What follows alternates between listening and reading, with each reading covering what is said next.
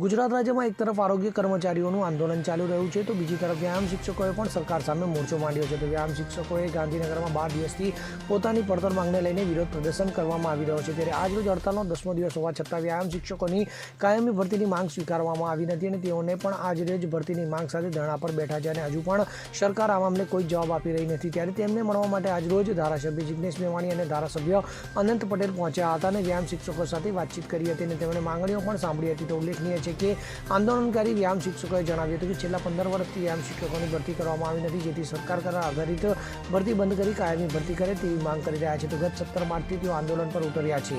વ્યાયામ શિક્ષકો દ્વારા માંગ નહીં સંતોષાય ત્યાં સુધી ગાંધીનગર નહીં છોડે તેવી ચીમકી ઉચ્ચારવામાં આવી રહી છે. Bureau report CN24 news. હવે જુઓ દેશ દુનિયાની તમામ ખબરો તમારી આંગળીના ટેરવે. ઉઠાવો મોબાઈલ અને Google Play Store પરથી ડાઉનલોડ કરો અમારી CN24 ન્યૂઝ મોબાઈલ એપ.